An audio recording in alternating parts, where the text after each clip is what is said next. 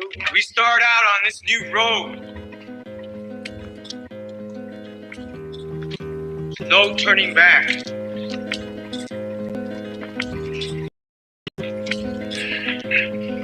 But we have our ancestors with us. We're gonna continue to dance with them. Dreaming them. Calling them.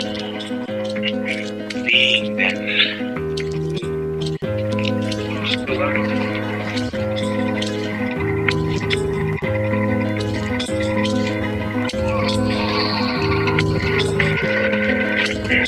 We are becoming what we were. It is part of that Mayan prophecies. 7 triangles of light. Keep walking. You are the spirit of Unaku. Keep walking. We the human, we are doing the spirit of Unaku. People who say that the gods made them from corn. They planned their lives according to the heavens. Well versed in astronomy, using a sophisticated mathematics, they calculated the movements of the night sky thousands of years into the past and thousands of years into the future. They knew that the universe moved in cycles. Their lives were ruled by the rhythms of the natural world, planting and harvesting, birth and death, just as the great tree of life emerges from the earth. Always they're connected. Science and religion. In dreams, we learn from the Maya gods when to plant and when to harvest, when to set a fire, and when to do the corn ceremony.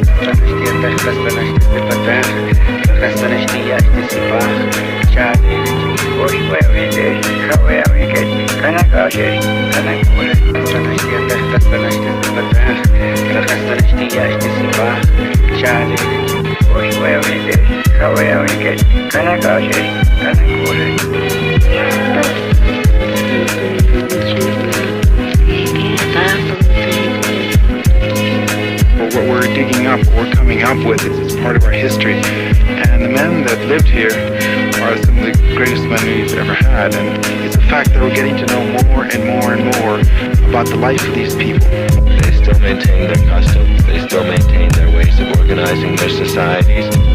And it's very exciting to see how much of the ancient Maya way of life is still alive as well. Because American history does not begin in 1492 with Columbus. It begins in 200 BC with the first Maya king who wrote his name on a stone. What is happening now is the people who made these places, people like Yashpak or Bird Jaguar or Fakal, are getting back their voices. They are becoming real to us and speaking to the people of the 20th century about who built this place and why and what they felt and what they thought about the world. These are not anonymous people anymore. You are the spirit of Unaku. Keep walking. We the human, we are doing the spirit of Unaku.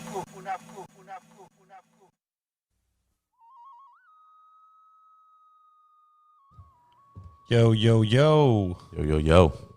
LA Natives. Las Aslan. Las Aslan Natives podcast. Welcome back, LA Natives. Oh, community. Sorry about the delay, guys. We just ordered a brand new, a used camera, Mevo. There's a certain camera we like to use. It's called the Mevo. It's a great product, right? Yeah, it's done good for us so far. Right? Yeah. We shoot a lot of podcasts out of here, and it was about time it took a shit, man. So, welcome to the new Mevo. It doesn't surprise me because the version to do live streaming is available to you at a moderate price, but it's not designed to do like massive amounts of work. Right, because apparently it burned out. Well, there you go. But that's a good thing because we're doing our thing. It is. I just wanted to again welcome the community. Thank you so much, anybody who is joining in, chatting live. Welcome. I really appreciate you. I hope everybody that gets on the chat or comes and sees us live on Twitch actually uses the board. I think that's going to be the new rule. If you're a Twitch follower, I mean, we can't do much about the YouTube thing. Do the YouTube things come in? Well, Hector is streaming on YouTube now with us. Okay, so then the YouTube stuff does come on the board for Twitch. And maybe what Zero is asking for, anyone that's chiming in and viewing us live, just make sure you add a comment. Help us with the algorithm, right, Zero? That's exactly what I'm asking. It's like we can't have a community of listeners. We have to have a community of people who are participating with us. And even if we're just saying hi to each other on the community, that's enough. But that helps our algorithm. It helps everything else that we're here to do humbly. Sarpana says it looks great, the new camera. Oh, thank you. Yeah, thank you guys. I was, waiting to talk on the podcast, and as I was sitting down, I felt like, whoa, I felt a little bit of pressure, because we live in such a time where, everything you do is so critical, and, everything everyone does could be questioned. Social media could make things look more than they are, and absolutely. Or, like you talk about, Armando, echo chambers and things of that nature. But as I'm sitting down, I'm like, whoa, I'm starting to become someone that, there's memes made about me. It's like weird. This shit is fucking weird. I'm like, it's just weird. We've been doing this for about 6 months now. And it's been a dope ride. The ride's not over yet. Absolutely not, because as I'm hosting this podcast, you actually have to walk and talk what you say you do. Yes. Like, you can't slack off on it. At least I can't, because I'm not here to just talk shit. I'm here to actually what I'm doing in my life at this moment is what I'm practicing. The implementation. I'm falling off on the Tonalama. Like, I need to get myself back in order with the things that are brought to me to help me. And it's not just enough to know. You have to implement, right? And implementing during chaotic times is the stabilizer of the chaos. So in my life, things have been rough. But I stabilized by being active. I stabilized by being consistent with my mineral drink and eating in an intermittent fasting. In other words, I'm not letting the bullshit in my life distort how I need to take care of myself. Because taking care of myself is the foundation of dealing with life. So that's what I've been doing. So today I went for a run. It was freaking hot today, And then I started really meditating on that run. I started thinking, like, why am I thinking that the sun is draining my energy as I run in it? When the sun is electric or gives energy, it actually is energizing you. Your sweat is water. So water and electricity conducting each other give you energy. Energy for what? Energy to push the blood through your body. Energy to make your veins pulsate. You're a walking factory of beauty and magnificence. So no matter what bullshit's happening in your life, although very serious bullshit, it's still bullshit. Stay focused on your being. Stay centered. That's what I've realized when I sit on this seat, that I have to walk and talk the way I'm doing, the way, I can't be shy about things that are happening in my life or any of that stuff. But nevertheless, there's many, many other topics that we need to get into. Right. But that's my point. We're going to get into some serious topics that affect our lives. But if we're not centered, if we just focus in on the bullshit, like what I'm talking about is more people get upset about people being racist than people being healthy. You know what I mean? I saw this thing that we'll talk about later in a post. Yeah. Well, you can talk about it right now. This African American man sits down with a white Caucasian man and an overweight African American woman. and they buy him a meal. And I get the gist of what they were doing. Like they were saying not the black, I shouldn't say that because I'm gonna get ridiculed. The African American brother, he's a health guy. He's a healthy guy.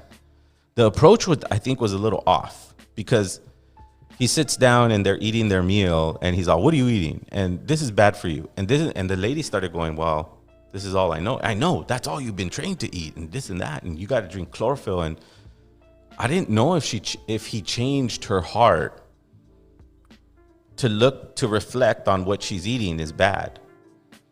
And then he puts his little apple down. He goes, "This is my lunch. I just eat an apple." It was more of a criticism, and that's what they want.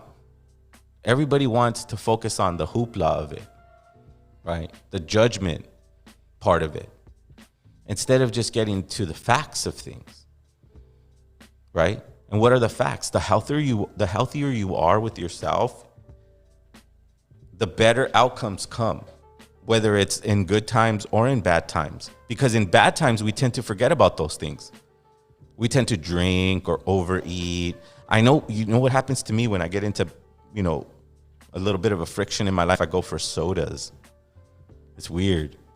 And I never drink soda. I hate sodas, but I go for them. Right. And I'm sure there's a specific one, like a Coke. Yeah, Coke.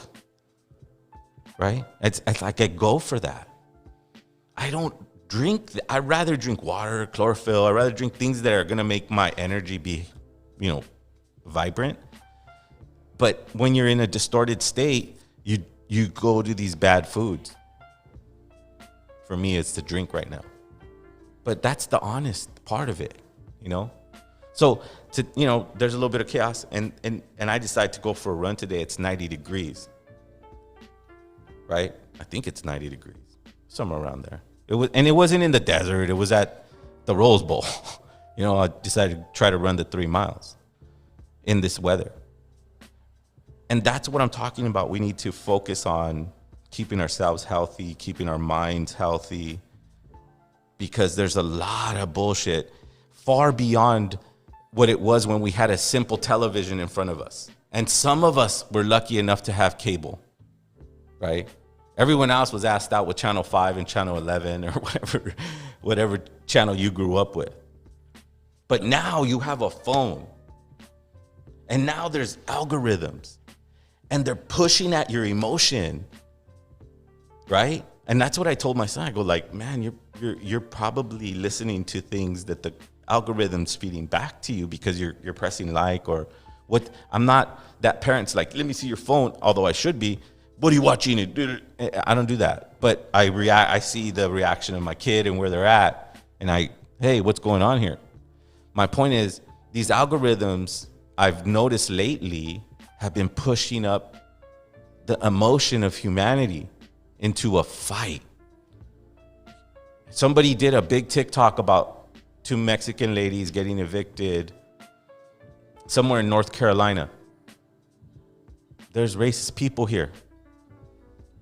I wouldn't want to live around racist people. Would you want to live around racist people, Armando? Consciously? Absolutely. Just to make a point? Just to make a point like, oh yeah, I'm going to make a point. I'd rather get the fuck out of there. Don't be around them. Don't work for them. Stay away from them. That's more wisdom. But if you speak the truth, as of right now on Facebook, apparently, remember I sent you this quick clip from the homie. Now there's disclaimers about, are you turning into an extremist? Yeah, that's what I'm talking about. Yeah. See how it's easy to like manipulate masses of people, right? Like all of a sudden now that's the drop into the pond. But what's the pond? Now any protest is extremist? That sounds like fucking Saudi Arabia. That sounds like another fucking place. And they're trying to pull the fucking wool over your eyes going, but it's not Germany. Right. And they're trying to guilt trip you. And it's not. And guilt trip you and warn you that it might turn you into an extremist. Right. If you're watching extremist content. But they did the same shit with TV. There was a, what's it called? Do you know the same of the, there's a fucking board that regulates TV. I forgot what it's called. And they implement the 7 I know because I've been, interviewed on Telemundo and they go, oh, there's a 7-second rule. So in case you cuss, we can bleep it out. But there's a committee that runs that. I forgot the name of it. So Hector says, sounds like Canada. Everyone's easily triggered nowadays. It's not that. They're pushing the algorithm on the phones. They're pushing the algorithm and the emotion in the community. It's simple to do. You just have to be aware. It's simple to break the spell. Like, think about it. English is a spell language. They put spells on you with this. I love you. What? You love me? Oh, fuck. I'm mesmerized. That's kind of the way English works. So now imagine it on a phone. Now imagine it with shows. Now, you know what? The algorithms fucked me over plenty of times just recently, I have to say, every time I get on Instagram, it's just, I see nothing but tits and ass all day, every day. And I'm just thinking to myself, I'm like, wait a minute, like, my lady's going to think all I'm doing is looking at tits and ass all day. Right? Yeah. It's a weird thing. Well, they you know what it is? Like, and why is Instagram always trying to show me? I'll tell you why. Because it's easy for the algorithm to guess what you like according to what you're liking. One is going to say, someone's going to say, well, he's liking a lot of tits and ass. No, he's not. What if he's liking a lot of sports shit? What if he's liking MMA stuff? What if he's liking things that are outside of porno or provocative photos? But the algorithm knows that people who watch those things like this stuff. That's the way it works. It's a web. It's not an arrow. It's not very direct. It's general. They go by statistics. That's how you see it, right? So it's almost like the TV had a lot of power on it still does. Television has a lot of power on our society. Right. But now the phone is starting to challenge that. The fact that you have a supercomputer on your hand and you can find facts, you can find movies, you can find music, you can find topics in a matter of seconds. That's right. A supercomputer on your hand. And then, on the other hand, like for my girlfriend, I guess she looked at 1 or 2 diet videos or exercise videos. And then the next day, her explore area is just nothing but high profile fitness experts. Mm-hmm. And I'm just thinking to myself, I'm like, man, they got us good. Well, they're like I diversify my interests on Instagram. I'm a blogger. I'm an influencer. I like and comment on some of the most random posts. Mm-hmm. Right? Yeah, Joe, LOL, he says tits and ass. That's a good thing. No, ha ha ha. Right? Yeah, of course I'm a guy, but that's not my interest on Instagram. Why are they keep pushing me? You know what I'm saying? Well, it's an algorithm. It's a for-profit industry. It's an algorithm. It's a brilliant industry. It's like TV though. I want to break it down though. It's not all powerful. I'll tell you right now. Why? I'm gonna tell you right now why it's not all fucking powerful. Why? Because I have to plug it in every fucking hour or two. So it's not all powerful. It doesn't stay on infinitely. Yeah. And thank you, Boogs. He said he got in trouble for the same thing too from his wife or girlfriend. So it's not all powerful. But if you have no idea that you're eating rat poison, then you're going to just be like, and eating it all up. But once you know what it is, how it functions, what it does, how it feeds you, then you can pretty much use it as a surfboard and surf on it. That's the way I feel. Now, it's a very powerful thing. Now, I could be talking out of my ass. It could be like, well, you could just look at your thing and I could see what you like or how it uses you. But I tend, and I'm also 47, so I have a different outlook for components and gadgets. Young people are very into the new thing without questioning how that new thing affects you and your life.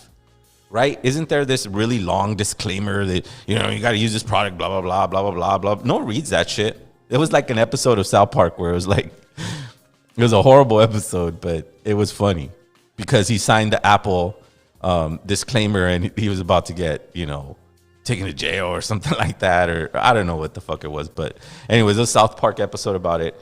And what I'm trying to say is that we have to be aware of how we use this, what it's doing, and how we're reacting to it. Because if you're uneducated in it, you can be taken and go, everyone's racist right now. Look, I'm seeing the post. And it's just the algorithm that's sending you people that are posting this stuff. Now, just keep in mind, I heard I don't know if this is a rumor or not, but just recently, the head of Instagram, low key, I guess sent a text or a message, or it just went public on an email. Someone hacked his shit. And he said somewhere where he doesn't allow his kids to even use Instagram, but yet he's the head of Instagram. Yeah, they know. Because he knows best. Well, they know what kind of psychological effect it has on people. But just because they do these studies, Armando, don't mean they're the biggest liars on this planet. Of course they're going to say, ooh, I don't let my son touch any of it. But there's other people. I mean, I know supposedly Bill Gates was like, ooh, my kid couldn't see. Or no, Steve Jobs was about his kid's not even looking at an iPad or even getting an iPhone. They're not all powerful and all. That's just a hyped up PR thing. That's what I feel. Because they're not that smart. They're not that. I don't put a genius in this. I put a genius in someone studying a star alignment and putting a temple on an energy grid underneath water. That to me is brilliant. This is an invention of capitalism, trying to trick you to tell you where you are all the time. But guess what? It doesn't work in the forest. It doesn't work if you don't plug it in. But it will fuck you up on an algorithm if you're on it a lot. So you have to be aware how much time you spend on it and what you're getting out of it. Now, can I ask you, Zero, has there been a day in the last year that you're like, look, or a week, you're like, look, I am not going to touch my phone. I'm just going to put it away and be off the grid? This is kind of weird. Like, I don't spend too much time on it. I do scroll through it. But when I post, I just post and leave it. Like, I don't really, whoa, so-and-so liked me. I don't do that. Like, I didn't even know, like I wait almost days. Because I like to see it's like a surprise. Like how everyone is aware of what we went through when it comes to social media and these disagreements and stuff. And apparently, people get super enraged when we leave a message on seen. Like, this whole scene thing is chaotic now. Well, honestly, like when my lady hits me up, I check the message and then I keep it on scene, and then out of nowhere, like, she's accusing me of ignoring her, and I'm like, wait a minute, like, I can't believe we live in a world like this. Like, how can I disable that, guys? If there's anyone on this feed right now that could teach me how to check messages, I don't know if you can. I don't know if the scene. I don't know if option there. Let me know. I don't know if you can disable it. But I know that this device, this program, is creating a different way of communication. Right. And then this other thing I was tripping out on a couple months ago, I was driving home, and out of nowhere, like, my lady told me, I just got a notification that you're 15 minutes away. Mm-hmm. And I'm like, what? She was like, yeah, my phone chimed and saying that this GPS map pulled up and I'm 15 minutes away from home. And I'm like, Jesus Christ, did I even send that message to her? Wow. So they're just auto-populating messages now to, I guess, my significant other, who's like, I don't know, maybe using the most form of communication throughout those two devices. I don't know how that works. I just, guys, if maybe I'm talking out of my ass, but if there's anyone that could relate to that, let me know right now. Well, I know one time they sent me directions in that manner, but you have to actually do it. Like, you actually have to send it. Like, Nora would have had to send you a message. Hey, send me when you're going to come. And you could go, right. Oh, look, I could send you my GPS right now while I'm driving, But neither here nor there. Right. It's simple to to understand it. Of course, it's a jugger. It's an unpredictable device. It can loop you into it depending on your emotional state. But use it for what it is, a supercomputer. You can get information immediately. But know when the algorithm is sucking you into something. Right. And for me, I'm in a weird position because, as people know, I run a major conglomerate organization when it comes to the hip hop industry. If anyone asks me, how do I make a living?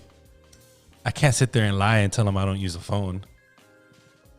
Like, it seems to me like all these big influencers nowadays, they rely 100% on this phone. You know what I'm saying? It's not even a computer anymore. Dude, and not even that, right? Like, you can't even rely on a PC anymore. You have to rely on your damn iPhone. If you're an influencer to make a living. If you're an influencer and you're relying on your page, you know, to make a living, you better, oh man, that's such an investment of time on, and this is why I always tell people, maintain your .com because social media is just a phase, guys. It's definitely, it's creating new ways of communication, right? Because now, and I'm sure Daniel, going back and guys, I'm sure Daniel has a lot to say about these topics, man. He is in the waiting room. We will bring him on shortly. Yeah. What up, Daniel? We see you. Sorry, we're going long-winded on this one, but I just want to clear something up, though. Think about it. Think about how it is. It's a phone that accepts an app, which is a separate company. Phone, different company. App, different company. Right? So that app is going, look, now we can tell you if they even seen your shit. You know? And that's even convenient for people who are trying to communicate. And all humans are trying to communicate. All of them are trying to communicate. How they communicate is through sometimes social media, sometimes text. I know people that are just like, just email me. I don't do anything but email. And I don't go anywhere but email. Right? That's just different forms of communication. So they're developing our society through these apps. It's crazy. Think about that one. To the point where me and my team, we're creating an app to, you know, be at that card table. Because at the end of the day, you have to play on that table in order to compete. Right? Well, here's my take on that. Is everybody says that, Armando. Everybody goes, I need to sit down at the table. Okay, I'm going to challenge that thought. You want to sit down at the table that thieves land that are land thieves, because that's that table. You want to sit at the table where they brought African slaves and they made them work for free, abused them. Not only abused them physically, but they sexually abused them. They fucked them up. Okay, that's that table. Right? I think people sit down at that table and they don't realize what that table is, right? They're only in fear of that table because it was brutal. But we're not in that time no more. We're in the time where you can challenge that with wisdom, with art, with technology, with innovative thoughts. Well, Manny says, I think it's about discipline.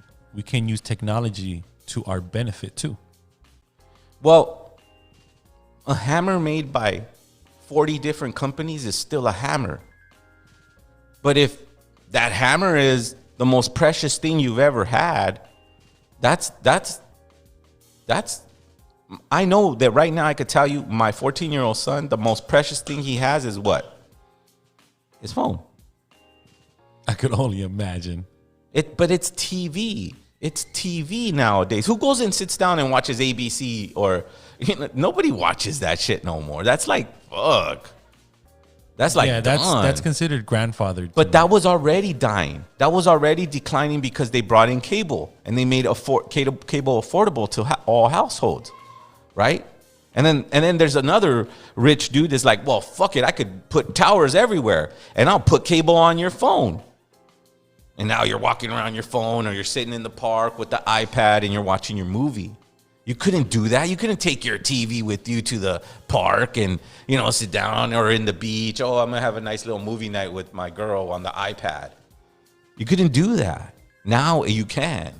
And that is a very dangerous thing because they're individualizing everyone. Even children have phones.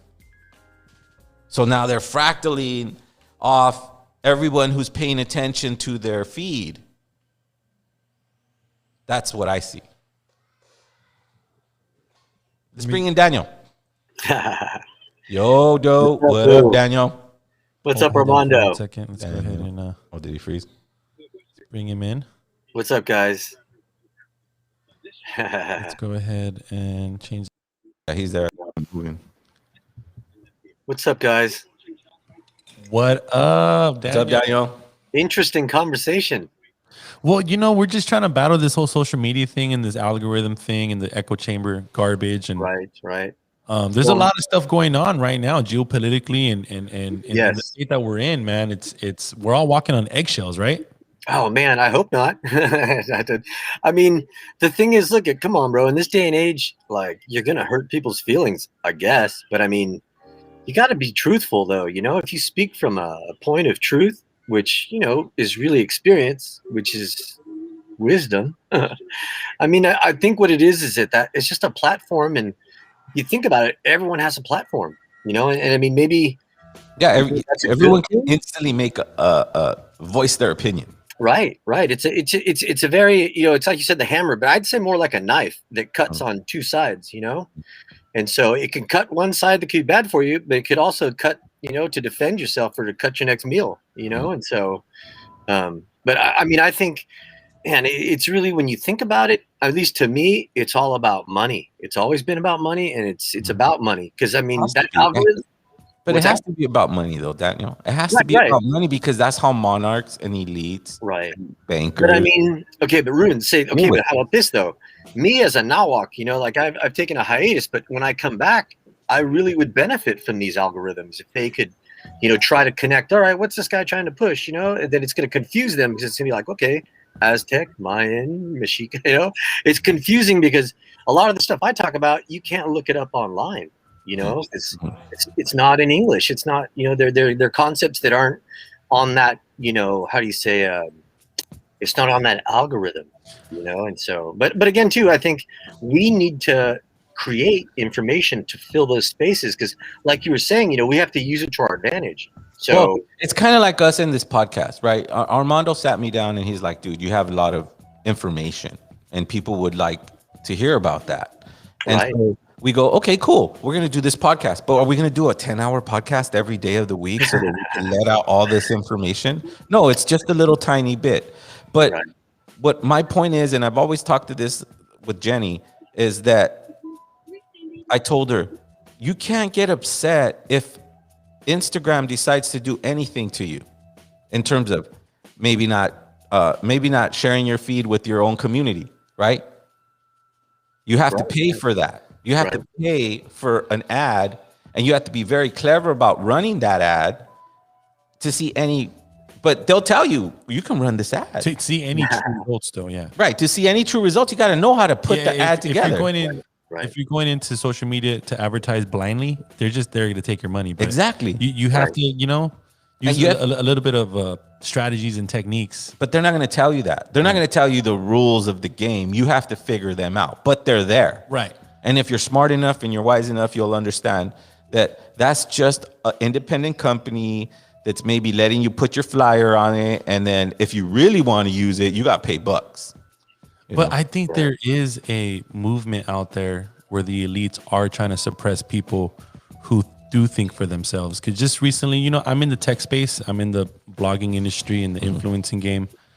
And I don't know. I just see a correlation between McAfee being wiped out. Now, Commander X from Anonymous, he just got arrested. Okay. Edward Snowden, he's done, right? Well, he got arrested? Julian Assange, like, he's done, right, Daniel? Like, I don't know. It's all these. Wait, here's the thing. Yeah. Armando, here's an interesting point, though. And I read this on, I think it was Facebook, and it said, in terms of Assange, nothing he put out had been challenged. nothing that he sent was fake news. So I think, I mean, just being a critical mind that I am, I'm thinking, okay, damn, that's, who can say that? So right, and McAfee, right? Apparently, he committed suicide in his cell, but he was the head of one of the first softwares out there in the world, and he committed suicide, bro. Yeah, exactly. I don't know, man. That all term about seems to be, a lot of controversial people seem to be committing suicide. Yeah, and then like the head of Anonymous, right? Apparently, this guy Commander X. I don't know if you've heard about this guy, Daniel, but remember, I don't. I'm not familiar with him. The movement. Yeah, I know. Anonymous with the mask and stuff. Apparently, yes. Okay. Yeah, I'm familiar with the movement. I didn't know there was one guy though. Yeah, there's one guy called Commander X, and he just recently got arrested for what? Yeah, just for exposing himself. Wow. Because Anonymous is apparently, against the grain when it comes to the mainstream media and what the governments are pushing upon. Right. So now we've talked about the Roman circus, right? The Roman circus. The Roman circus that we just finished describing. Yep. A Roman circus, really. Right. No, of course. Let's bring it back down to reality. And I'm going to use Daniel to help me. Right. Our ancestors focused on very different things. Very, very different things. Right. We focused on the time of the day.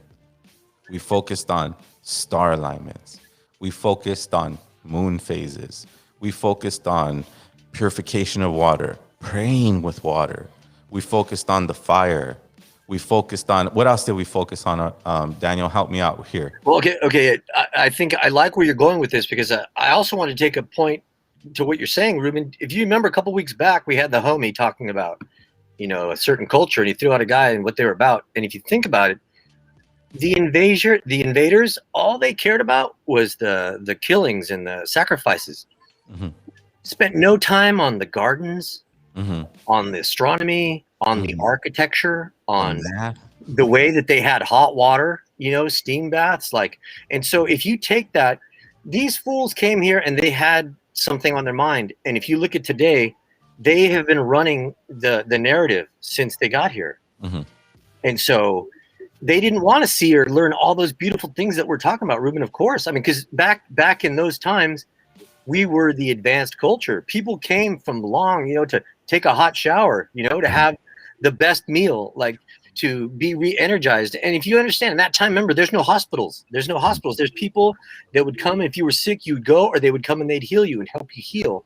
Because to them, that was natural medicine, and so, yeah, it's just a different narrative today, because how is this guy, that just got arrested, and what is he doing? His whole thing was just expose traumas and lies, and so, man, why would you arrest that guy? So think about it. It's almost like, I think that's my point, though. Yeah, they found him in Mexico. They found him in a house in Mexico. Commander X from Anonymous, the head of Anonymous. Remember that mask? Wow.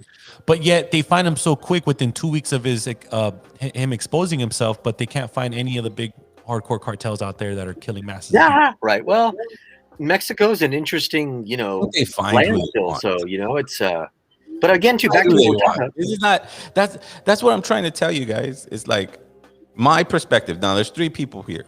There's Daniel, there's Armando, and there's myself, right? I don't like to talk about the Roman circus as if it's the most brilliant thing ever invented, because it isn't. It's the same old bullshit. And it's not like the populace or all of our colleagues or everyone that lives in it are highly super informed or educated, because they don't focus on that. Right. They focus on making you a good worker. So that's what I'm trying to kind of guide the talk into. Comparison to this Roman circus. We used to focus on this, because the reality is they can't control if you get up in the morning at 6 a.m. and greet the sun with love and humility. They can't control that. They can't control you burning medicine when you're out of control, or you go, oh, wow, there's some medicine here. I can burn, I can breathe, I can ground myself. Okay, I'm not going to do the extra, right? Yeah. They can't control that shit, but they can distract you from it. Well, but I think too, Ruben, something always kind of tripped me out is, okay, I went to the university. No value on it, huh? Well, I went to the university and I got a degree, right? And so, but basically the degree that I got I was basically in training just to be an employee, you know, to deliver projects, to show up on time, to be, you know, show up for the team. And so if you think about how many people in this country leave with a degree, you know, a Bachelor of Science or a Bachelor of Arts, and they've been trained in this system, you know, so we're putting out every 4 years, people are so proud of their degree. But that's the training, Ruben. That's what, you know, you're talking about. Who's going to, no, these people, well, I have, how many times have you heard, I have a degree in this? And I mean, I've heard people online saying, oh, I have a degree in, what is it? Fucking, you know, some sociology, anything, you know, astronomy, or, you know, and then they're just talking about psychology. It's like, wait, well, wasn't your degree in something else? Like, okay, well, and so my point is they're grooming them every day. And I remember a maestro said that. I said, the United States is putting out the most racist individuals with Bachelor of Science and Bachelor of Arts in the world. And I was like, oh shit, like, damn, oh man, me included. Like, I had to reflect and go, oh shit, like, what, you know? And so it's just, that's this Catlipoca, you know, it's this Catlipoca in us going, wait a second, man, I'm fucking pissed. Why do I hate this? You know, it's like, whoa. So it's just as we begin to unravel, because we've been indoctrinated. You know, you guys have said a lot of this, but you're indoctrinated, you know? And so that's, and think about it, you're challenging, you guys don't have a degree. You guys aren't indoctrinated in that system, you know? And so, and we challenge it, and I challenge it all the time. I always as well you should. But I mean, it's just, I always have debates with people who get degrees. You or know they what? Feel like, I'm a high school dropout, and I got, you know, contributors that have degrees. well, right. Like I said, there's one thing. Okay, for me, and correct me if I'm wrong, guys, but education is being prepared to be a worker. Information is infinite. Yeah, right. Sure, monks, sure. The highest levels of monks don't ever declare that they're, you know, finished learning. Right, but I just hate, because we're just one lifetime. One lifetime is so short. Everybody says that really quickly, and they say it off cuff, and they say it very, like nonchalant. That time flies. Right. Well, it can fly if you're being distracted and not putting or not challenging what you're being taught. Like, kind of like Armando, he says, well, to be in the game, you got to sit at the table. But no one even looks at what the table is. What if the table was made out of baby bones? Would you sit at that table? Yeah. Because that's what that fucking table is made out of. Well, but you know, for some reason, these fucking Europeans love killing children. Yeah, it's part of their tradition, man. I don't know how that shit. But I mean, also too, if you think that's not conspiracy shit. That's I know. They're just out there doing it. I mean, it's kind of crazy. I mean, if you look to the wheel of life in the Aztec calendar, you know, that spins a certain direction. And if you look at the Nazi spiral, it's the opposite. So our spiral is life. So what's the opposite of life? Right. Death. Yeah. Okay. So they're, you know, and it's just like, they're just the opposites of our philosophy. They're the opposites of, but I mean, I would say too. You say that, right? You go, okay, well, Hitler just inverted the. Well, he went beyond that. He studied the American genocide, you know, very well. But he did that. But he also went and studied the ancient culture, right? Because he was very into like seances and invoking spirits, and on that other level, at least. Right. Honestly, I don't know much about Hitler. I don't study him. I've gone into some studies about him. Wasn't in my interest. just to see, like, if that's world history. That was a big event. Right. Yeah. Supposedly after the downfall of Nazi Germany, we're all better now. I don't know about that. Except everybody who was a part of that became promoted and now are ruling on a bigger thing. For me, my whole thing was like, look, think about it. 1940 something, right? You got little Germany, a little tiny ass country, right? It's not a huge ass. It's not Russia. It's not China, right? You got Germany who wants to do world domination, right? But they put a lot of science behind that. They didn't just go fucking write a book and say, oh yeah, this is our mandate. No, they went and go, fuck, dude, let's fucking study shit. Get those dudes and fucking do tests on them. Yeah. Right? Yeah. And then it falls, right? It falls, oh wow, all the evil's over. But where did all the people that were doing all the test things go? Right. Oh, you went to right. the U.S. They're cool Oh, now. yes, They're cool now. Well, I mean, again, too, but Ruben, if the goal is money, okay, because remember, So and I don't know if you know this, awesome. but during the war, you could go hide in Ford plant, in the DuPont plant, and those places in Germany. And after they sued them for bombing the companies, they Right. didn't bomb them anymore. So I mean, Yeah. it's not top secret. You know what I mean? That's just shit. I studied that in history class. At Cal Poly. Just foreign affairs. But one of the things I want to add to my point to where I have a degree, you guys don't have a degree. It's just that it's the narrative and the format. And really, I saw something today that really made me think about you guys because it said, this is the origin of hip hop. And it was a little girl with a doll just in front of all the projects, empty, just fucking looked like they just got bombed. Inner city of like Brooklyn or, Jersey, and it's like, damn. So hip hop is the return of a platform that isn't made by the colonizer, isn't made by the invader. Hip hop says, man, I got something to say and I'm saying it. And I don't care if you don't like it. And people say, well, we don't like it because it's about death and violence. Well, fucker, that's my life. You don't want to hear my cry. And so, man, I think indigenous hip hop, that's like, it's the same message, and that's really what we're doing. Is we're trying to educate. Indigenous hip hop comes with something different than growing up. Also, too, we have to compete with pulling knives out of our back when we're in the circle trying to help move forward. And so that's why we're a little tougher, because even if you look, and man, all praise to all people, but man, there's a lot of critiquing of shit. Well, I think it's easy to critique. Try to create. I think that the struggle we're going to face with indigenous hip hop or indigenous hip hop genre or any music coming with an indigenous voice is going to face, you're going to have to address genocide. And the U.S. ain't hearing that. The U.S. ain't hearing genocide. Well, it's like if I stole people ain't hearing. Ruben, if I stole something from you, you were saying, hey, you stole my shit. I seen this post, right? This white dude, right? No, it was I think some page about racist or some shit, and it was some white guy, and he was a teacher, and he said, one of my students really confused me because he told me, do you know that the Indians used to own this land and the white people stole it, right?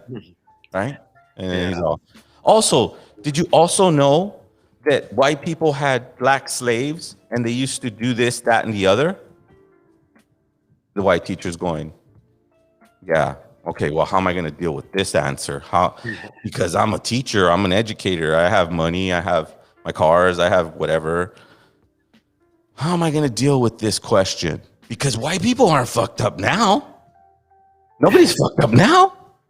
My neighbor's very nice. And so is everyone else around me. Well, let's just chop it up to anything successful has bad shit that comes with it. Right? Think about that for 1 second. Everything that's successful has bad or dark shit behind it. I don't want to be behind pedophilia. Right. I don't want to be behind abductions. I don't want to be behind land theft. Right. I don't want to be behind murdering of women and elders. I don't want to be anything associated with that philosophy and that understanding. You understand what I'm saying? So right. Well, I think you're right, Ruben. I think it's at the same time too, man. We're the we're the ones that were in the new world when they said it was the new world. They were talking about us. So it's like, since the invasion, brother, it's just been their show, and it hasn't been our show. It's been their show, and it's been us. I think because they distract us with emotion. Well, they distract us by getting us all upset, and we try to organize in this anger and this chaotic environment of fuck everyone and fuck the police and fuck the government and fuck. I never heard any of our Tlatoanis do that. Of course not. None of our temples were built under a protest or an angry state. I'll guarantee you that. Right. Well, you know what's interesting? It took calmness. It took a center. It took humility. It took time. It took love. Right. Those are the differences from they fucking killed the homie. I'm gonna fucking and I get it. Like, I miss the homie. Any homie that dies without having to, you don't need to die that soon or dying for that reason. Those are my homies, because that's still a part of what I'm talking about. Genocide. Right. But the invisible one. Right. Well, I mean, but I think part of it too, Ruben, is that, we got to find a way to find the inner strength in ourselves, to, how do you say, reach into your temple, find your hidden, what is it, Ruben? Oh, reach in, deep in your mental is a hidden temple. Do away, clear away the nonsense. Unleash your potential. Yeah. Where's that from? In your mental is the hidden temple. Clear away the nonsense. Unleash your potential. I mean, bro, you were rapping about this stuff long years ago, man, and that's what got me to connect with you, because you were able to put it in a song. Burn the stage, honestly, when I came into light of my indigeneity, I really asked a serious question to my own self, to my own life purpose. Right. And it was a humble question. It was just, it's not fair that I don't know who I am. Like, exactly. Like, there was no training for this. Right. And then life hit me back with, but you've always known. And in my mind, I'm like, wait a minute, what are you talking about? Just walk in this way. Walk in beauty. And any little teacher that comes along the way, he's going to give you a little bag of medicine, but you're going to keep walking that good way. Don't pick up the book. You don't need the book. Just keep walking, and you'll meet some more, some more good people that'll put a little bit more medicine in your bag, and we just keep walking, and it's a journey, right. I've always known, and that's my point, is that even their murder, they can't defeat humility, love, connection, and history. Right. That's who we are. And that's why we'll never be erased. I don't care if you have 0.008 of blood. That blood's gonna resonate. It's gonna vibrate at a certain frequency because it was connected to brilliant beings that are far, far, far, far, far ahead of the Roman circus. We pay attention to silly things when we should be paying attention to our environment and what is actually giving us energy. And that's what I learned on my run today. It was 90 degrees. Fucking running at 90 degrees, and I'm sweating my ass off, and I feel my body start like losing energy. And it didn't make sense to me. I was like, wait, why am I losing energy? First of all, I ate my mineral. I'm hydrated. It's hot, but why is my body, and it was my mind. My mind was trained to think that way. Right. But I know that airborne rangers, they run in the desert like 110 degree or in Iraq, and they're busting their ass and running. And if they could do it, then I could do it. In the 80 degree weather, it's training my mind to think differently.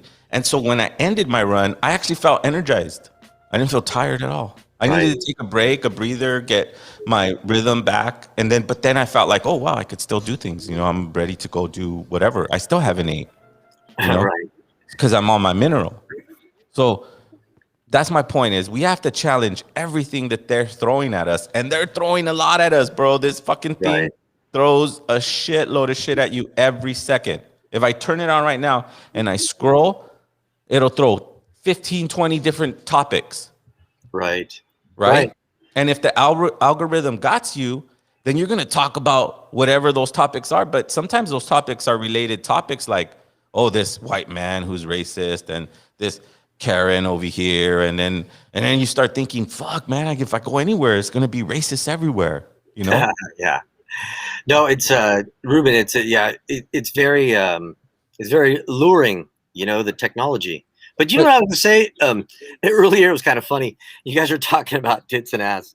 And, you know, I had this guy telling me, hey, man, this guy had this philosophy. And he said, nobody can be, you know, could spend an attention span of more than 10 seconds, 20 seconds, something like that. I was like, dude, that guy's full of shit. And he goes, no way. What can you do? I said, dude, you show me an ass and a big set of tits and I'll be mesmerized for minutes, bro. Fuck.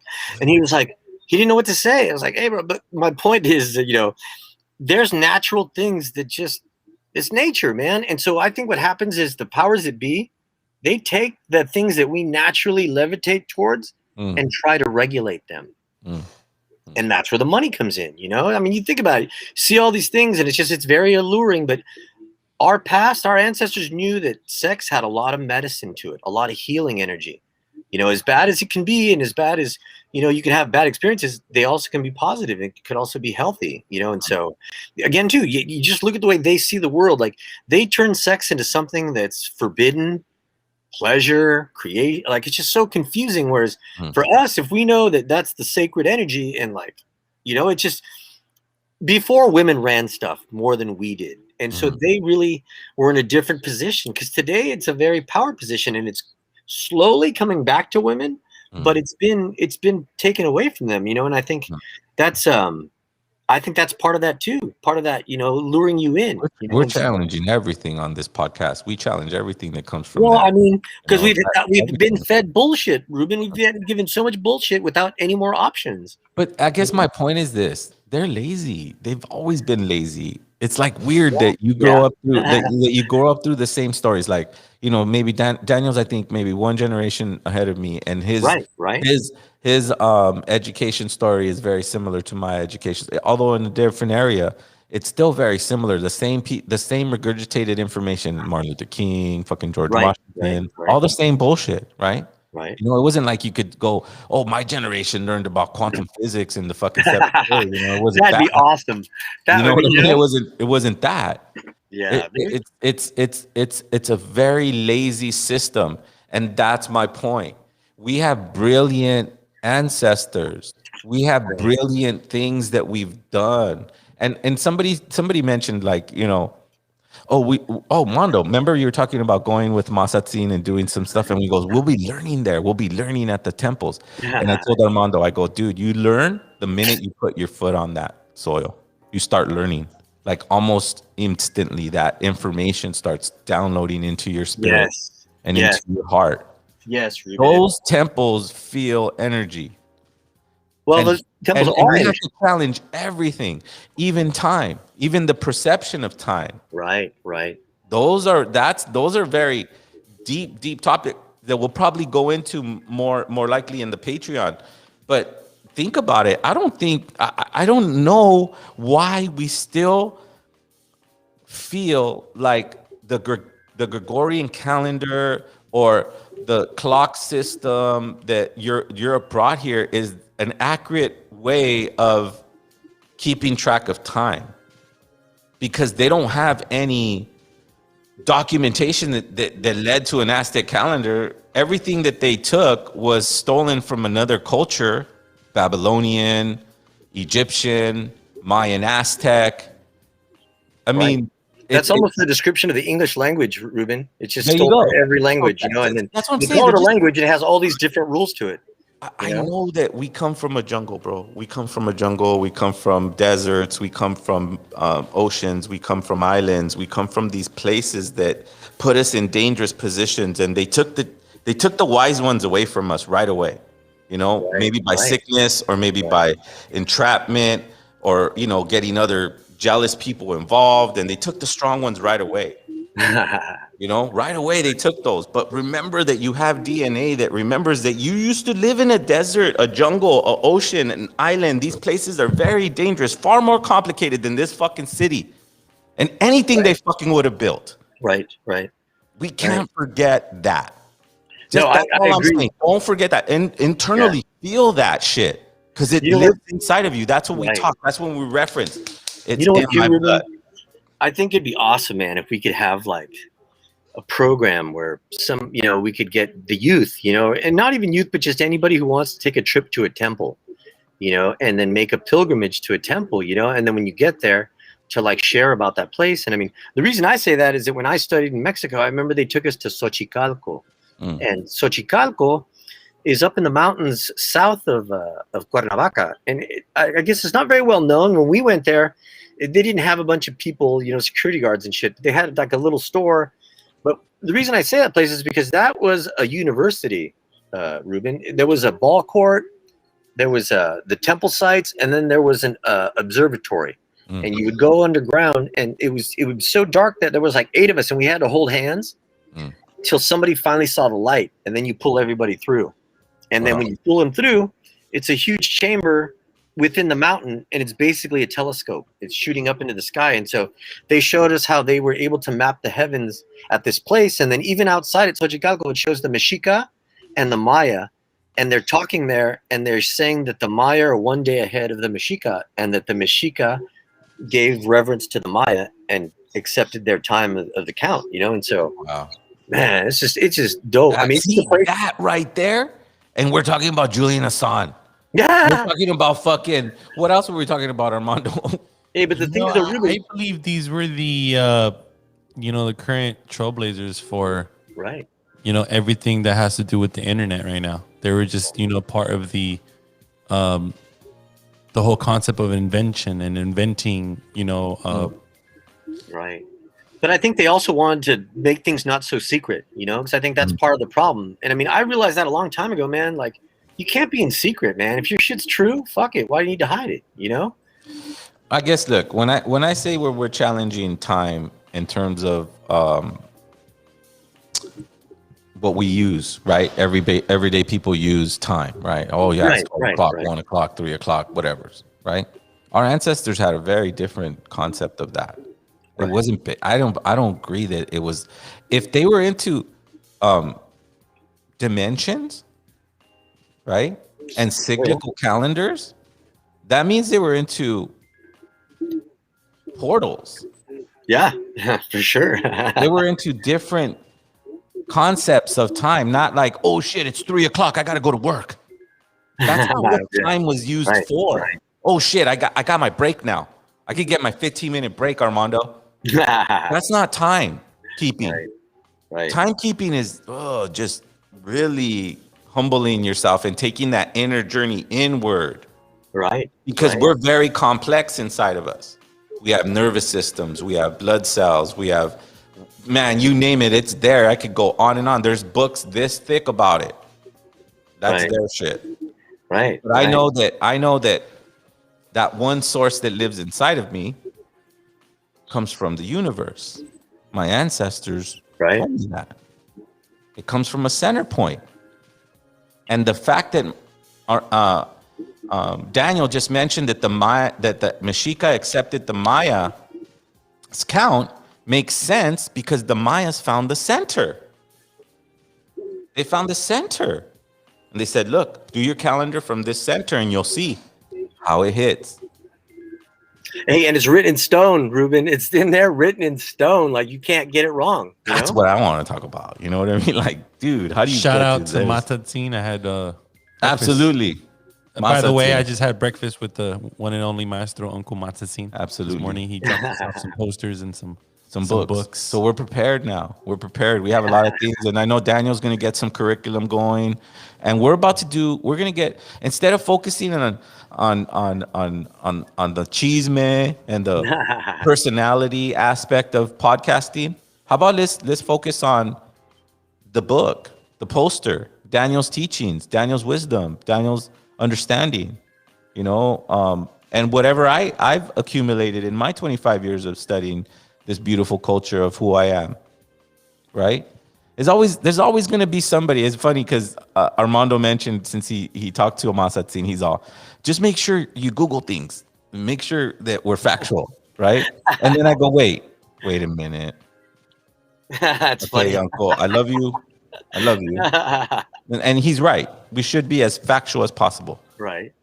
But you can't be factual when you come in with a language that I never understand, and you gave me the shittiest education to try to figure out that language, right?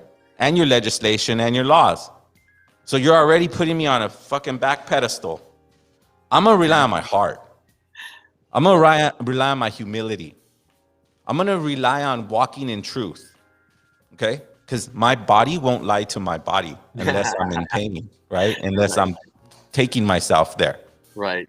But if I tell my body to take care of my body, if I tell my body to tell me the secrets that I need to know, I'm not saying that I know it all, but it'll tell me my secrets. Right. It'll tell you how to stand on this earth. You've been here before. Yeah. Death is a place of rest, transformation, and activity. That's very clear. That's why we weren't afraid to die. Right, right. Well, we don't have a word we need to regain. Ruben, we don't have a word for death or God. There you go.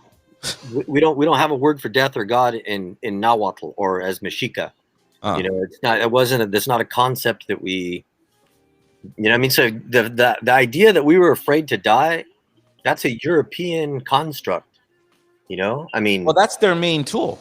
Right, fear. Off of Right. Oh, I don't want to die. Just like how Daniel said, it always comes to money. Yeah, there's a whole industry on death now. Yeah. Yes. It's been like that for centuries. And the weird thing right now, and here's the thing, is they go and hype up the fear of death, right? They go hype up the fear of death. Right, right. For hundreds of years. And now they want to fucking vaccinate people. And everybody's what? Not me, man. Fuck, I'm afraid to die. That's funny. Now you're telling not to be afraid to die. Because you know that those fucking vaccinations are un-FDA approved. They were rushed into fucking population. Right. There's some bad shit happening there. Yes. Yeah. And you're forcing it. And now, you know, in Argentina, they're forcing. That's what I mean. Vaccinations. That's what I'm talking about. And I'm not surprised about Argentina because thank you. Good point. I'm not surprised about fucking Argentina. Yeah. Because the Nazis went to fucking Argentina. A lot of people who were fucking generals and commanders and all that shit, they fucking left to Argentina. But Ruben, you know what was sad about those countries and the country next to it too is that they killed a lot of their own people. They didn't even need the Nazis to come in and do that. Yeah. They already had it in them. Like such a great hatred for their neighbors, you know, and it's really what this country's becoming by those same people that are there. They're not, you know, they're not us, you know, but they come with great trauma and hatred. And that's what they bring us, you know, you don't leave persecution. I'm glad you're saying that. I'm glad you're saying that, Daniel. I'm glad you're saying that because we got to go right back into our modes, right? We go back into our lives. We go back into the beautiful being that you are, right? And remember, you used to live in a jungle. You used to live on an island. You used to live in hurricanes with no fucking ambulances, no fucking hospitals, right? You used to live under earthquakes, right? There was no fucking Red Cross back then. Right. But Ruben, hold on. But you gotta remember, those buildings didn't fall when the earth moved. Yeah, you see? They didn't have, you know, I mean, that's, you know, because if you think about it, but that's what I'm talking. I'm talking about, like taking the contrast of our daily situations. Yep. Because the way we built things already made it better for us. You know, we were already ahead of the game. Yeah. You know, we built with, you know, where there's tornadoes and hurricanes, we built so you can go under, and then if there's floods, they built so you could raise up in the same building.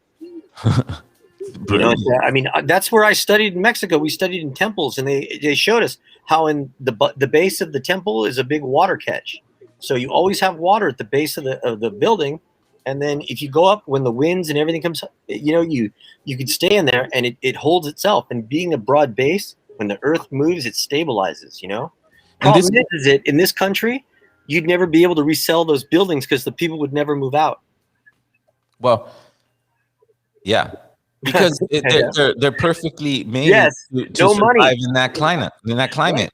Right. Now, we didn't just wake up magically and go, oh wow, look at how brilliant our engineering is, and look at how brilliant our science is, and look at how brilliant our astrology.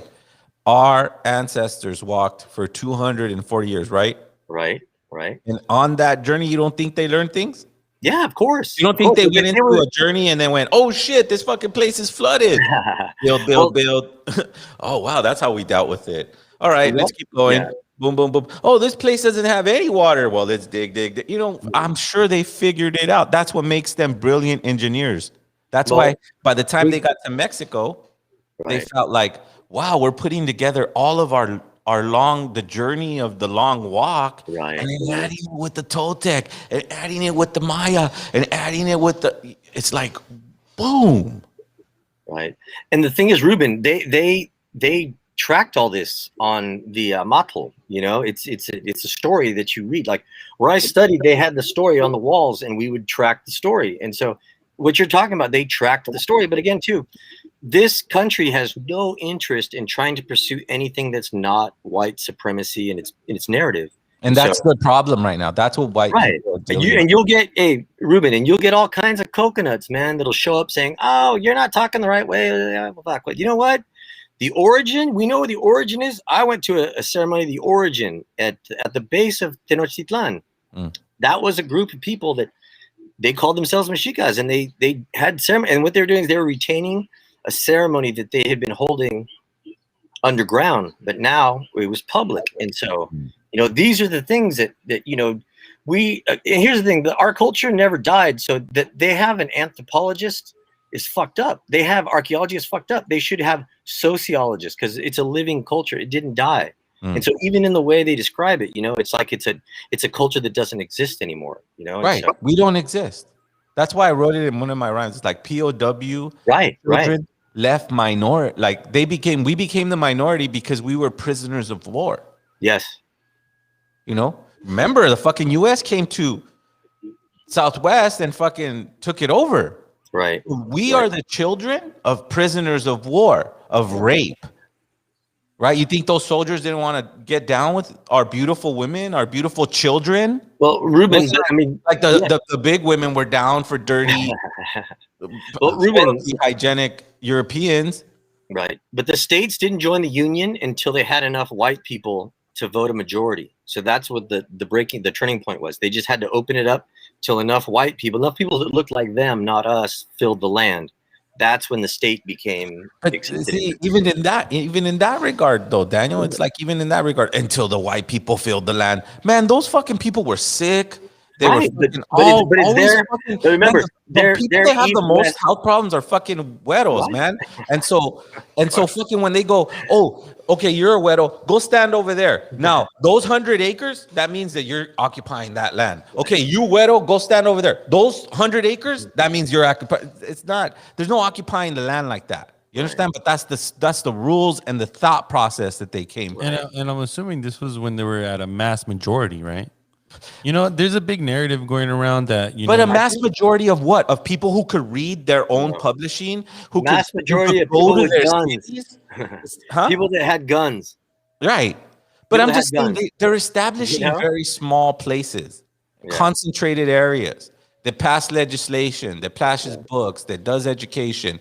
And they have to be these brilliant people. From what I remember, their travel to West, those pioneers were dirty. Right.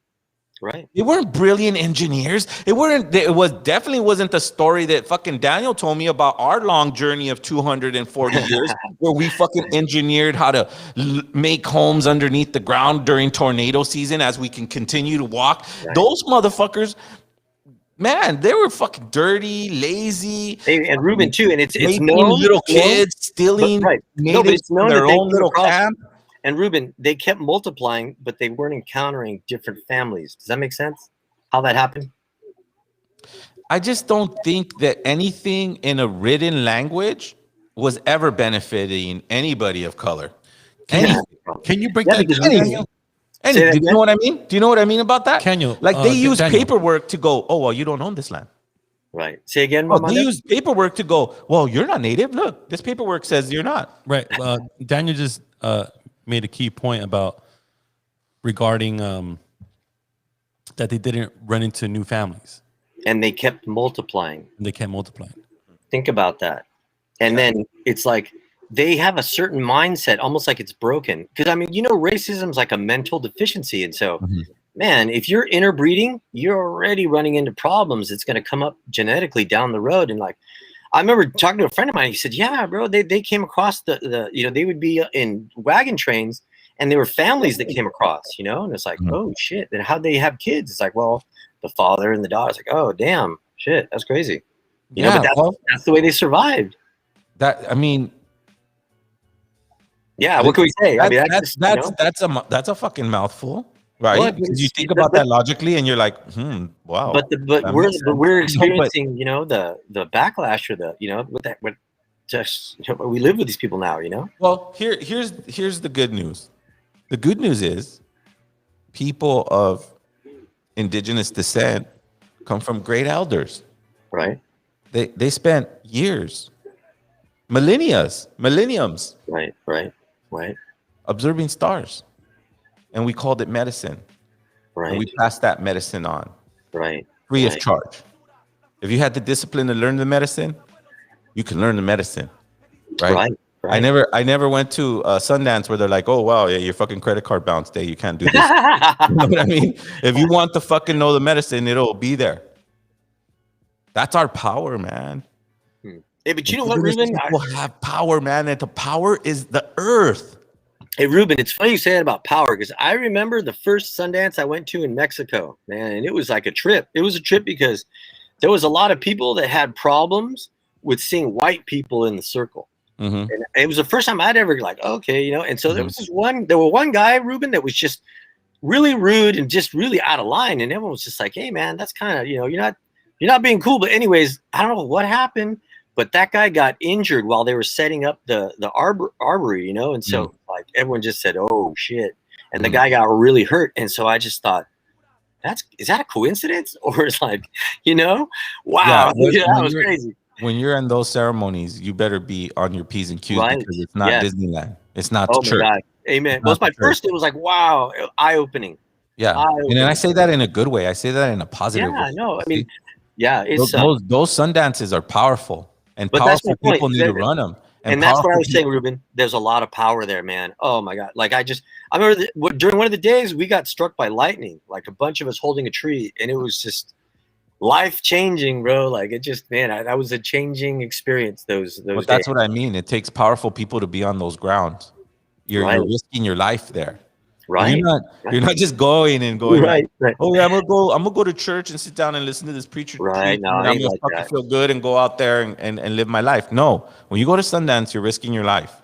Oh, you're exaggerating. No, I'm not. The community let them think what they want, and carry it and push it up together as a community. You don't think accidents happen? You don't think things like you know? I'm trying to point out that we're powerful people. Yeah, we're not weak. We're not stupid. Yeah. But just because they beat us into this, and I'm talking about residential schools, I'm talking about missions, I'm talking about juvenile halls, I'm talking about prisons. Right. They can't beat the genius out of you. Right. They can't beat the warrior out of you.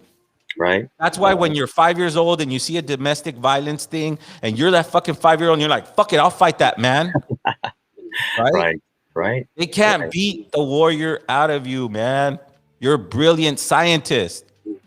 Right. You're an amazing engineer.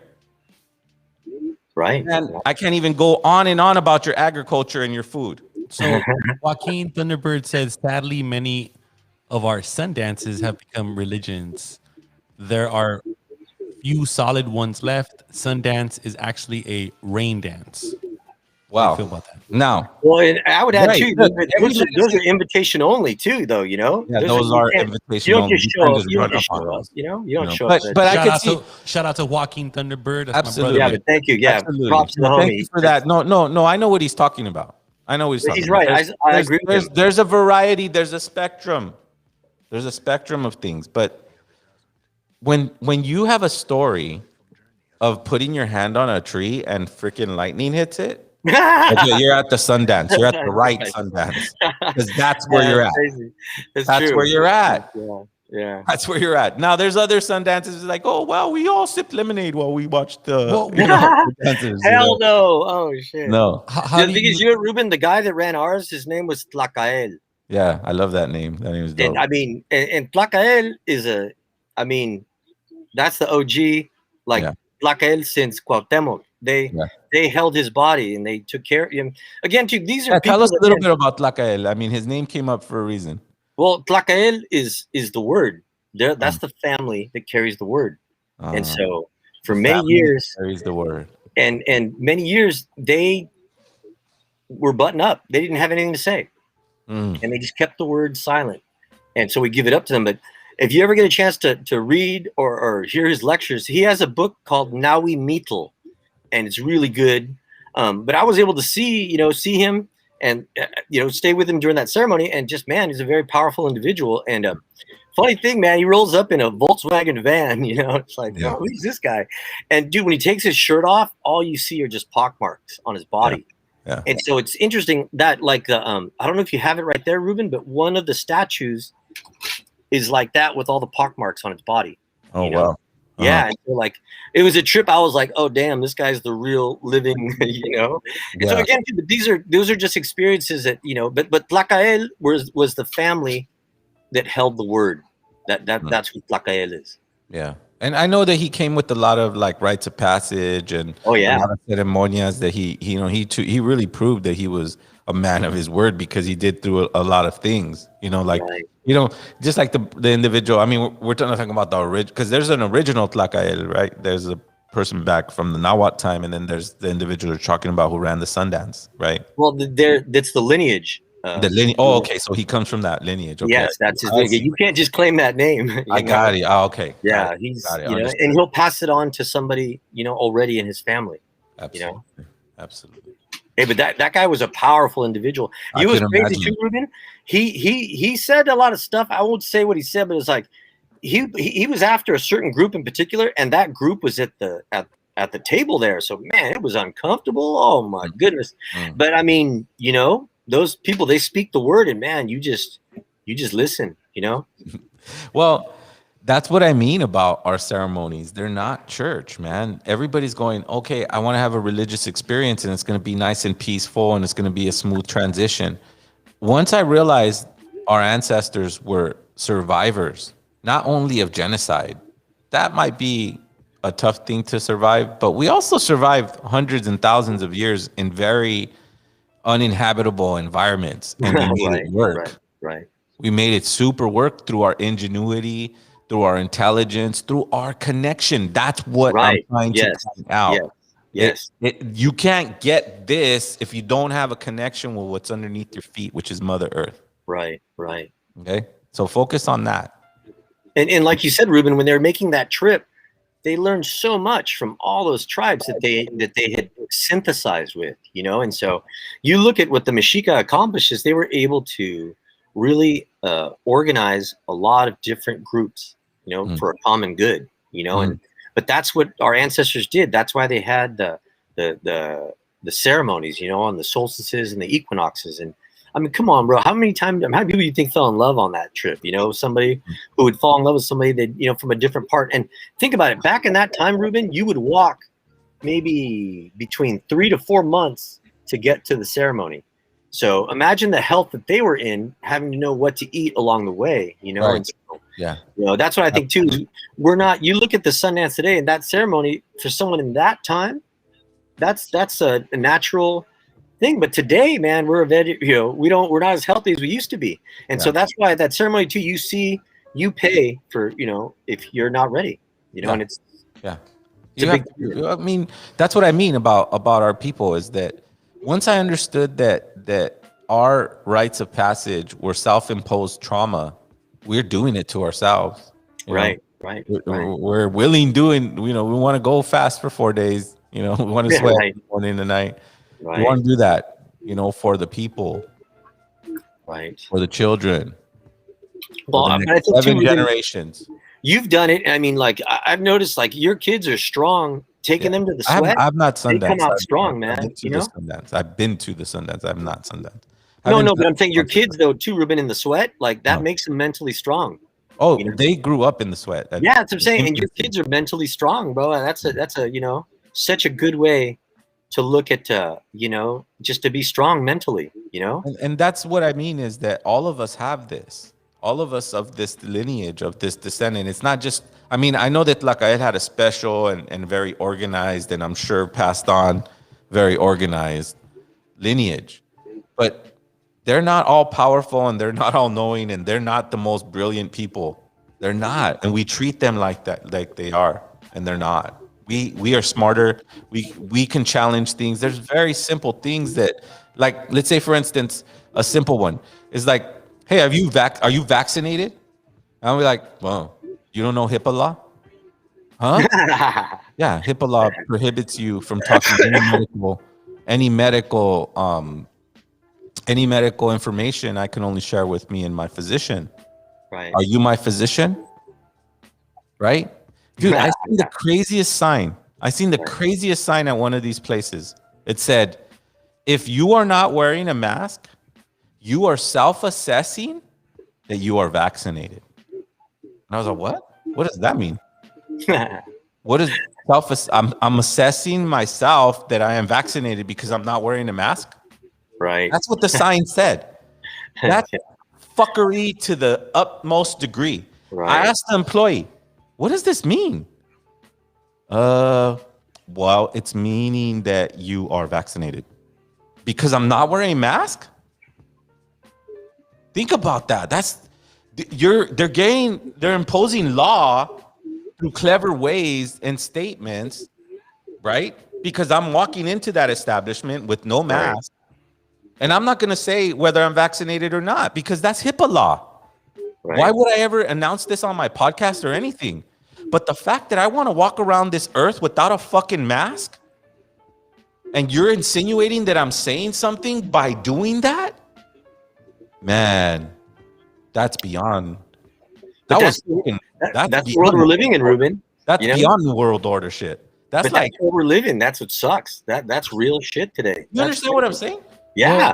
Well, the new sign that I'm seeing, I just walked into a coffee bean the other day, and there was a huge sign in the front that said, mask not required if you're fully vaccinated. Right. And I'm just thinking to myself, I'm like, how the fuck are you going to be able to tell who's vaccinated or not? You can't. You're supposed to be on your honor? You can't. No, it's against the law. It's against the law, but people don't know that. Have you been seeing those signs, Daniel, by any chance? The ones. Well, the only sign I saw is I got a message on my email, on my Facebook, saying if I attended the farce, I might need a COVID test. Oh my God. But luckily I didn't go to the farce, but yeah, that's too bad, man. I mean, yeah, that's crazy, Well, someone says he just got denied a job because they wanted him to get tested. Wow. And then Manny says at my job, they offered me money to get the vax. You see? Right. But man, you're gambling, man. You're gambling because these people are not nice people, and they're starting to figure that out. What do you think the whole fucking hoopla is about? Wow. Human trafficking, murdering of children, residential schools. It's always about money. It's about money. Well, about the other video I just sent you about, Joe Biden announcing that he's going to have agents going door to door, right? And asking, not demanding or enforcing, but asking if you were vaccinated. But see, we got to be very. I just think you got to be very clear about asking, though. How are they going to ask? They're going to go, "Oh, are you vaccinated?" You know what? I don't want to tell you. What do you mean you don't want to tell me? Are you informed? Wait a minute. Yeah. Let me write your name down. Because you're not being very clear with me. Who knows if that person's been walking fucking 20 fucking blocks, is irritated and is hungry, is overweight, and she has a fucking chip on her shoulder, and she wants to fucking go, hey, this motherfucker was rude to me. And the whole narrative behind that is to keep people more informed, right? That's the whole keyword about it. Yeah, informed or misinformed. Okay. Or misinformed. Wow, yeah, I think information comes with rules. But in Argentina, they're knocking on your door and saying, "Hey, look, we know you're not vaccinated, so we're giving you 5 minutes to prepare, and if not, we're gonna take 5 of our agents from outside, hold you down, and we're gonna shoot it up your arm." Damn, that's like rape. That's rape. Crazy. The dude even had to run to the roof, right? He didn't want to get it. I seen that, and they chased him to the roof. That's like rape. That's like rape. That's crazy. Imagine if that guy had schizophrenia. Man, he would probably commit suicide. Hey, but I was reading an article on Yahoo. This is ridiculous. This is ridiculously out of control. And if you don't think this is a social experiment, you better fucking get your shit. You better read up. You better read up. A lot of people lit them up online, man. When I read the article saying that they were going to do that, boy, a lot of people were like, hell no, you better rethink that. And so I think they were exactly saying what you were saying. You know, he can say it, but, you know, it's just now I just saw an article on CNN that says by the time this doctor's patient wants the vaccine, it's too late. What do you mean it's too late? Right. I don't know. They're just that he died. But there's a lot of scare articles right now. If you look online, now there's articles like saying, yo, you know, it might be too late if you want to get it down the line. So get it. Right.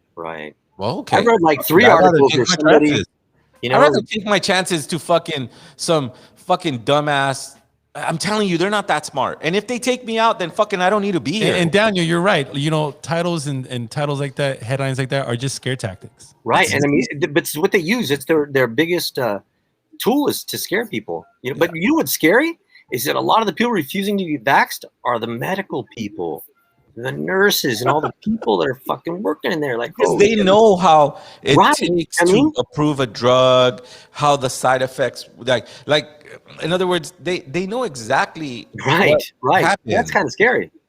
And so then, you know, and I'm not, look, guys, let me not backstep, but be very clear, okay?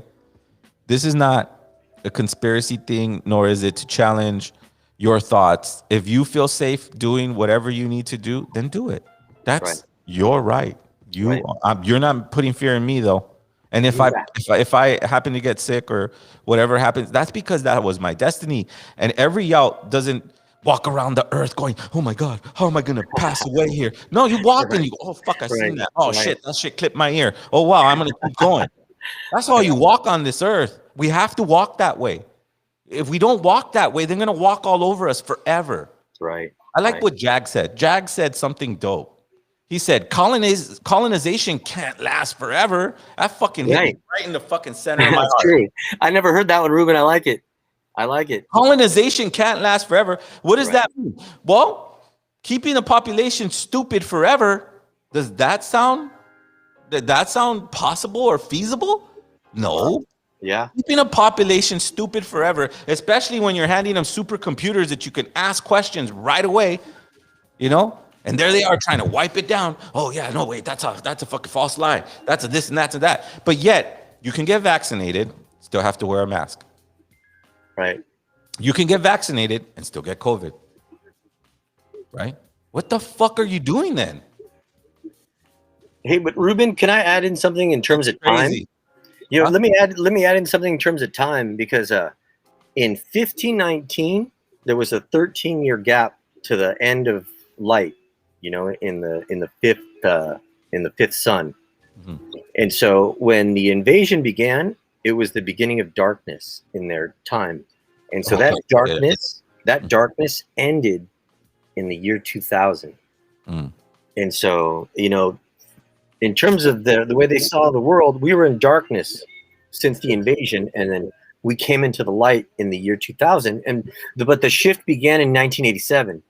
But it took 26 years, you know, which is a common number, we know, 26 years to shift into 2012, and we're fully enlightened now. So since 2012, the planet's receiving a different message from the sun. Absolutely. And so as this new age, it's messing with people that are grounded. You know, we're experiencing pain, suffering, but people that aren't grounded, man, they're off their rocker, bro. They're just, you know, because when you have white people praying to Trump, that was like, whoa, what the fucking world do I live in? This is like a comic book. Right. You don't pray to a president. You don't pray. Right. That's what I'm talking about. That's their population. That's their own homies. That's their fucking people. But at the same time too, like they said, like I just saw online, the sixth sun began in 87. And so we're in the full illumination of it now. And so it's that's why they're locking it down. That's why everything's like, you know, getting crazy. You know, because there's nothing you can do about truth. Hey, also take note, Ruben, when it's a full moon, see how many earthquakes happen around the planet. Okay? Every full moon that comes for the next years that we're coming into, see all these people, they're going to start to figure it out. It's going to take them a while, just like it took them a while to figure out Chaco Canyon. You know, it's like they don't have the mindset to see these long number counts. But well, okay. Well, that's what I'm saying. That's what I'm saying. That right there. But we do. of course. I mean, we have those. Well, that ability. If right, we really focus, is a small count, and that's 52 years. They consider 52 years a small count. So, exactly. That's what I feel. That's what I'm talking about, though, Daniel. When I'm talking about questioning everything that they brought in terms of their time, they took the basic things, right? Like the basic things that we rely on every day. They went, oh, that's wrong. Right. And we're like, huh? That doesn't make sense. That doesn't make sense, because I could live a very healthy longevity life, and when my birthday comes around, which is 52 years later, I should be in good health if I follow these practices. Right. I'm just talking about like the concept of a day, the concept of an hour, the concept of a week, the concept of a month, the concept of a year. All that stuff is really like almost, you feel like it's in scarcity, right? With the Gregorian calendar, right? But when you put those, when you put that linear count into a cyclical count, it's going to start becoming like, oh wow, I get power with each round. Right. Not like I lose life with each round, right? I'm getting power with and what I mean by power is connection with yourself, connection with your planet, connection with your own heart, connection with the sun, connection with the moon, connection with the center that the Mayas talked about, which is the Milky Way. Right. It's all the spiral. Are powerful. It's all, and that's the thing, is tapping into that energy that's already here. It's like I said, our ancestors understood. Wait, I like that. Wait, that you said something. You said what? Tapping into? Yeah, tapping into that energy. The energy that's there. There's a river flowing around us, and when you begin to see it and flow with it, then you could ride the flow rather than go against it. I love that. But I'm gonna add to it. How about we understand that we were never untapped? If you're alive, you're tapped in, G. Well, your heart. If you have a heartbeat. Yeah. If you have a heartbeat, you're tapped in. There's no untapping, right? Because I don't see people floating around in the air. Right? No, you're tapped in. It's just how you're gonna move that energy. What are you gonna believe in? Right? Are you going to believe in lazy, complacent land thieves, or that are trying to manipulate? Like this whole Hunter Biden fucking art thing, right? Like that's stupid. Like, see, that's where we're at. You know what, Ruben? They all sound like distractions. Exactly. And everybody gets, let's talk about Hunter Biden for about fucking 5 hours. How about we talk about the movement of Venus? How about we talk about other things that are a little bit more, and that's what we'll focus on here on Alien Is. We'll mention it as a funny thing, right? As an obvious thing. Yeah. I mean, come on, you don't think fucking Trump walked out of the president's with his pockets full of money? Right, he did. So now what makes you think that Joe Biden and his family ain't gonna walk out the presidency with pockets full of money? That's what they do. Yeah. And they call that brilliant. They call that intelligent. They call that they call that the president. That's such a farce. Right. Leaders like Lacaele, who hold word, who won't speak to the community for what, 5-10 years? Yeah, well, no, Ruben is like fucking 300 or 400 years. There you go. They were even more. You can see documentaries in Mexico, and it's good. Like you have these people, and they just act like and then 1987 rolls around, all of a sudden, bam, they got memory. So it's amazing. It's a good, because they're still alive. They're still holding it down. We're still alive. We're still alive. Yes, we're still alive, and we have it inside. But Ruben, we got to go find them. They're not like Twitter, trying to show it to all the world. Mm-hmm. Wow, man, they need you to be real, and when you're real, you'll find them. Absolutely, just like you find the Sundance. Right. Like yes, dude. Like just like you find the Sundance, you'll find yourself in front of Lacaele. Like, whoa, how did I get here? Yo, I want to thank all the viewers. Zero of El Vuh, Daniel Hawk. We're peaking right now. The chat is absolutely lit, right, Daniel? Well, we're talking about relevant stuff. I mean, I know a few topics were about social media, but let's focus in on the things that matter, which is our power, our wisdom, our connection. We are beautiful people. We are very beautiful, intelligent people. I mean, my partner taught herself how to help people, how to healthy babies. That's brilliant. Yeah, and your wife is brilliant. Your wife. You think about it, man. Your wife has created. You helped create so many babies. You know, who could say that? Yeah. She's a genius. Yeah, man. You know, she's one of many. She's one of you know. Armando's a genius. Armando. He didn't grow up. He didn't go to a marketing school. He figured it out, and that's what I'm talking about. But we can't go figure out our genius. Here, let me tell you a quick story about my grandfather. My mom tells me the story every time I pick her up. Every Saturday, she tells me the same story. And it's cool. I love her. She loves that story. She's all, you know, mijo, your grandpa? Yeah, he bought a car. They sold him a car.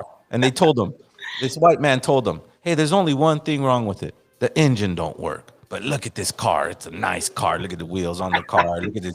The doors open up on the car. Look at the car. Look at the car. Look at the car. And my grandfather goes, okay, cool. Well, it sounds like a cool deal. I only have to fix the engine, right? And when my grandmother found out he bought the car, she's like, Doroteo, you don't know how to fix engines. And he's, well, I got to get to learning. And guess what? He fucking made that engine work, and he drove his ass to Los Angeles, and he found a job down here. That's what happened to my grandfather. That's funny. That's a good story. You know what I mean? That's my grandpa. That's a good story. Right? Some white man trying to pull a fast one on him, and he said, well, fuck it, I'm brilliant. Let me figure I'll just learn to be a mechanic. That's good shit, Ruben. I like it. Absolutely, man. That's what I'm trying to inspire our people, man. And thank you for doing this, Daniel, because you give a lot of wisdom to us. You give us a lot of, you know, good energy and wisdom. And look at the chat, man. The chat's. Hey, well, Ruben, you know, I thank you, and I think, Ruben, I've just been blessed, Ruben, to just. Man, I got a lot of love, bro. So, you know what I mean? Like, if I got love inside of me, then fuck, why can't I share it, you know? The greatest power. The greatest power is love. Yeah, and luckily, Ruben, today, man, traumas don't traumatize me. They just piss me off. And so, you know, I don't fall into it anymore. But yeah, no, I thank you, Ruben. Well, let's be careful about that. Let's be careful about the algorithms and how they use manipulations and how they're going to twist things and challenge the fact that, you know, you can't just say I'm an extremist because I'm pissed off at your rape. Right. I'm pissed off that they're finding dead children everywhere, a residential school where fucking families really trusted you to take their children and do something good with them. And you fucking abused them and you murdered them. There was a story where they had an electric chair in the fucking residential school. Yeah. And you're talking about why they're dead kids buried in the back? Because they had a fucking electric chair in the residential school. And then they had their. This is where I want to sit at the table. Oh, all right, well, sit at the table where they have the electric chairs at the fucking, you know, that's what you're trying to sit. And then their peers had to bury them. I hope you don't take it as I'm trying to criticize you. Absolutely insane. I'm trying to challenge that bullshit. That table sucks. Our table is better. Our table has a brilliant calendar system. Here we go. Masasin just dropped them off. Yo, Boogs. Yeah. Hana, we're about to send you your posters, your books. We got a good stack of inventory here. 26,000 your calendar. Brandon, we got you. Yeah, we got you guys. It took a few months, but and we got Daniel. And we got too. Daniel too. And we're gonna fucking put some curriculum together with Daniel. Yeah, I look forward to it, man. I look forward to it. Share that shit with our Daniel. We definitely need to add some products that you provide on our platform, brother. We definitely need to, you know. Yeah, well, I'll be grinding away this week, the next couple of weeks. So yeah, I'm excited. I'm excited about getting. And guys, July 29th, we have Superman headlining in Los Angeles. If anyone wants to attend, just make sure you guys DM us on Instagram or add your message on this chat, and we'll go ahead and give away a pair of tickets. The Superman, July 29th. We got Zero of El Vuh performing. Absolutely. We got Sub One performing. Absolutely. We have Natani Means performing, and it's all love, right? It's all love. It's all of the natives, all the hostiles, all the ones that say, fuck you. We're not going to listen to your bullshit. And even though you've been here for 500 years, we're still here. And we need to be, as a community, as LA natives, we need to share that information. We need to go out our loved ones and say that the tribe is gathering. It's gathering on July 29th. And we have posters. This is what I'm talking about. People, if we become self-sustained, then no one can tell us anything, just like they did. Right? They got all of us to work for them, and now they could say, hey, England, you know, we sit up there, you know? Right. It's like, but you're using our peasants, you're using our work, you're using our brilliance, I can't tell you how many abuelos stories that I hear. Oh, my grandfather was a great construction worker. He helped all the foremans, and yeah, the foreman took all the credit though. Right. They didn't give the credit to the person that actually did it. Like my grandfather, you know, he thought he was going to get a fast one on him, and my grandfather said, "Fuck that, I'll fix that shit." Right. I don't know what it is. I don't know how to do it, but I'm gonna do it, and That's a good story. And you know, that's where we're at, brother. That's who we are. You know, bro, Hector, you got me balling over here, brother. You know, I love all you guys, man. Good shit. You know, it's all love. We created a really good community. We're starting to gather the things that we need to offer you guys. You know that we always can use your help. We're trying to build. We need cameras. You know, cameras go out on us and stuff like that. I'm never going to be shy about trying to sustain myself doing what I love. Right. I love this message. I love talking to Daniel. Daniel spends a lot of time with us. We have conversations after this podcast. Right. Hey, and shout out to Joaquin. I didn't know I met him at the Sierra Nevada. I'm sure he's up from Humboldt. That's back in the day. From Humboldt. Shout out to Joaquin Thunderbird. Yeah, good shit. Right I missed that festival. Good people. We were very well treated there. So yeah. Well, on that note, Meshika Tiawi. Absolutely, Daniel. Well, thank you for coming on, Daniel. Always a pleasure. Great. It was a great talk, man, and thank you for your wisdom. And yeah, likewise. You guys, Armando, thank you for running everything behind the scenes. Absolutely, Daniel. Right on. So we'll see you soon, brother. Wow, this is an amazing little Wednesday show right here. Well, it's information, but it's information that's relevant to your life, not to your emotion, not to rile you up.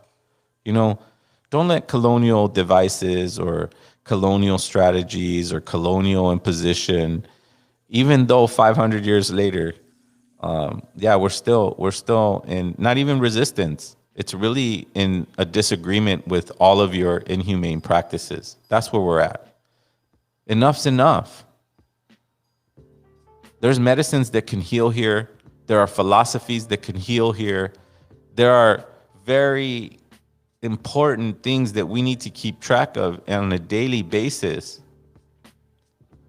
so that we can continue to have a beautiful journey here on us, Mother Earth, Mama Tonantzin. Don't let them rob you of your experience of life. Life is beautiful. Life is amazing. Life will challenge you. Life will break your heart and then show you love again. We are the community that came together. We took our long journey of 240 years and accumulated that knowledge. That knowledge is all communities across Turtle Island. So then that means that all communities across Turtle Island are one big, massive,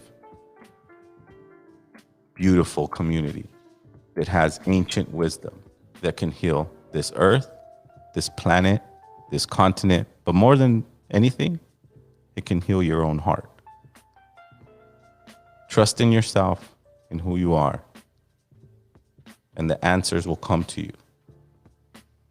Our ancestors didn't put down prayers for thousands and thousands of years for us not to be able to find it.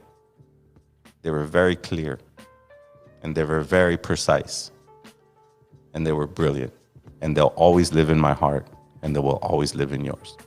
We'll see you Sunday. Tasokamatli, Ometeo, Tonantzin, Tonatu. We love you. LA natives.